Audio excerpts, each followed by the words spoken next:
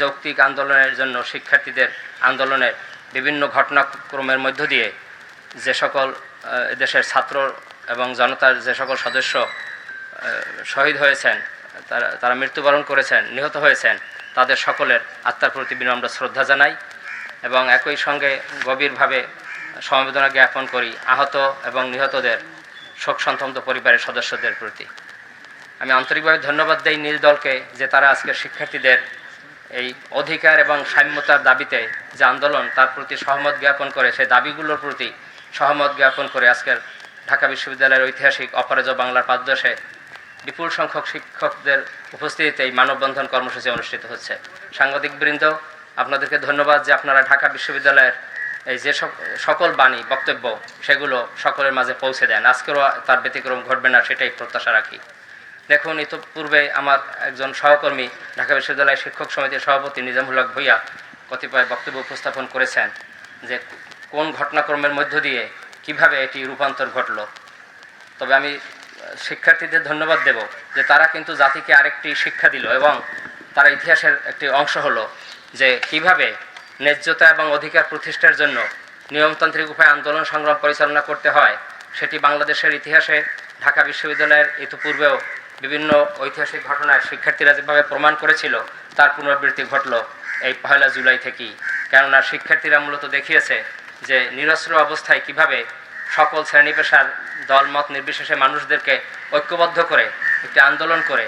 ন্যায়সঙ্গত যৌক্তিক অধিকার এবং দাবি সেগুলা আদায় করতে হয়, সেটি তারা অবশ্যই শিখিয়েছে এবং সে কারণে আমি তাদেরকে আন্তরিক ধন্যবাদ দিই এবং একই সঙ্গে দুঃখ প্রকাশ করি যে আমাদের শিক্ষার্থীদের জন্য যতটুকু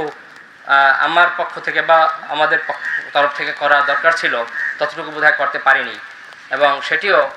বেদনাদায়ক। কিন্তু একই সঙ্গে এই ধরনের গুরুত্বপূর্ণ এখন একটি যে সংকটকাল, সেই সংকটটি কিন্তু জাতীয় সংকট। এটি শিক্ষা প্রতিষ্ঠানের কোনো একাডেমিক ইম্প্যাস না, এটা একাডেমিক কোনো সংকট নয়, এটি হলো এখন একটি জাতীয় সংকট এবং এই জাতীয় সংকটটি তৈরি হয়েছে কিছু পলিটিক্যাল স্থবিরতার কারণে, পলিটিক্যাল ইম্প্যাসের কারণে এবং সেই জাতীয় সংকট জাতীয়ভাবেই সমাধান করা প্রয়োজন হবে। আমার সহকর্মী কিছুক্ষণ পূর্বে বলছেন যে আমরা ছাত্রশূন্য ক্যাম্পাস দেখতে চাই না, এটিও আমাদের একটি বড় বক্তব্য যে আমরা চাই অবিলম্বে শিক্ষা প্রতিষ্ঠানসমূহ খুলে শিক্ষার্থীরা যেন তাদের নিজ ক্যাম্পাসে এসে পুনরায় তাদের জীবন গড়ার সুযোগ পায়, সেই কাজটি আমাদের এখন অগ্রাধিকার পাওয়া উচিত এবং সেই কারণে কর্তৃপক্ষের প্রতি আমাদের দাবি থাকবে যে একটি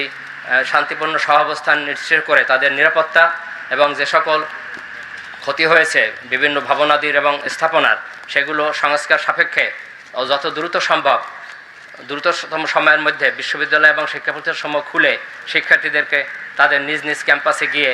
তাদের জীবন গড়ার যে কাজ সেটি যেন ব্যাহত না হয় সেজন্য সংশ্লিষ্ট কর্তৃপক্ষের প্রতি জোর আহ্বান রাখি এবং একই সঙ্গে এখন যেমনিভাবে সামাজিক, রাজনৈতিক এবং অর্থনৈতিক যে অস্থিরতা এবং বিভিন্ন স্থবিরতা সেখান থেকে কেটে ওঠার জন্য জাতীয়ভাবে উদ্যোগ নেওয়া খুব জরুরি। এই মুহূর্তে যেটি প্রয়োজন বলে আমি মনে করি এবং দাবি রাখি সেটা হলো একটি জাতীয় ঐক্যের এবং সেটির জন্য সংলাপের বিকল্প নেই।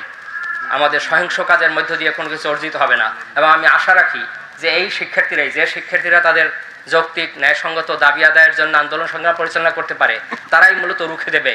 নানা ধরনের অপশক্তিকে, নানা ধরনের অশুভ শক্তিকে, যারা ধ্বংসযজ্ঞ এবং বিভিন্ন রাষ্ট্রীয় স্থাপনা ধ্বংস করছে তাদের বিরুদ্ধে রুখে দেবে এই শিক্ষার্থীরাই। সেটাও আমাদের কিন্তু একটি দৃঢ় আশাবাদ।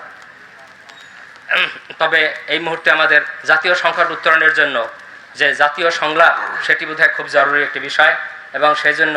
সরকারের উচ্চ মহল থেকে এই উদ্যোগটি গ্রহণ করা খুব জরুরি। কেননা এই জাতি যে স্তরে উপনীত হয়েছে এখান থেকে পশ্চাতে আমরা যেতে পারি না এবং সেটিও বোধহয় শিক্ষার্থীদের নেতৃত্ব দিতে হবে যে জাতীয় অগ্রগতি এবং উন্নয়ন সেটিকে কিভাবে সামনে এগিয়ে নেওয়া উচিত। এই মুহূর্তে আমরা একটি উন্নয়নের দৃষ্টান্ত হিসাবে বিশ্বের বুকে আছি, উন্নয়নের রোল মডেল হিসাবে সেটিকে আরও বেগবান করা, শক্তিশালী করা এখন সেটি সময়ের দাবি। সেটিও আমাদের উদ্যোক্তা আহ্বান থাকবে যে শিক্ষার্থীরা তোমরা এখন তোমাদের নিজ ক্যাম্পাসে ফিরে এসে পুনরায় জাতি গঠনে বিগত দিনের মতো যে ভূমিকা রেখেছ সেই ভূমিকাকে শক্তিশালী করো এবং সরকারের প্রতি আমাদের আহ্বান যে আপনারা এই জাতীয় সংলাপের উদ্যোগ গ্রহণ করুন এবং এর মধ্য দিয়ে যে ধরনের স্থবিরতা আছে, যে সংকটের মধ্য দিয়ে এখন জাতি অতিবাহিত হচ্ছে সেটি কোনো ক্রমেই কাম্য নয়, সেখান থেকে আমরা যাতে বেরিয়ে আসতে পারি সেই বেরোনোর পথই এখন খোঁজা দরকার এবং শিক্ষার্থীরাও সেই ক্ষেত্রে ভূমিকা রাখবে, সেটাই দৃঢ় আশাবাদ ব্যক্ত করি। আমি পুনরায় আমাদের শ্রদ্ধা সহকর্মীদের আন্তরিকভাবে ধন্যবাদ দেই এবং কৃতজ্ঞতা জানাই যে আপনারা শিক্ষার্থীদের এই ন্যায়সঙ্গত দাবির প্রতি সহমত জ্ঞাপন করে এখানে দাঁড়িয়েছেন এবং আশা করব আমরা যে জাতীয় সংকট, সেই সংকট থেকে আমরা বেরিয়ে আসতে, এখন আমাদের সংকট নিরসনের এখন হবে সেই স্তর, আমরা এখন যে স্তরে যে সময় উপনীত হয়েছি, এখন আমাদের রাস্তায় না থেকে এখন আমাদের দ্রুত নিজ নিজ ক্যাম্পাসে এসে ছাত্র শিক্ষক জনতা সর্ব দল মত নির্বিশেষে সকলকে ঐক্যমত্যভাবে জাতীয় সংলাপের মধ্য দিয়ে এই ধরনের সংকট নিরসন করে জাতির যে অগ্রগতি উন্নয়ন, যে অদম্য অগ্রগতি উন্নয়ন, সেটিকে আমরা আরও বেগবান করে 2041-এর মধ্যে যাতে আমরা একটি উন্নত বিশ্বে উপনীত হতে পারি, সেই জন্য আমরা কাজ করব, সেই দৃঢ় আশাবাদ ব্যক্ত করি। সে কারণে আমার এই দুটো দাবি, একটি হলো শিক্ষা প্রতিষ্ঠানসমূহ যত দ্রুত সম্ভব খুলে দিয়ে শিক্ষার্থীদেরকে তাদের বর্তমান এবং ভবিষ্যৎ জীবন গড়ার সুযোগ করে দেওয়া, সেটি আমাদের একটি বড় নৈতিক দায়িত্ব, পেশাগত দায়িত্ব। আরেকটি হলো যে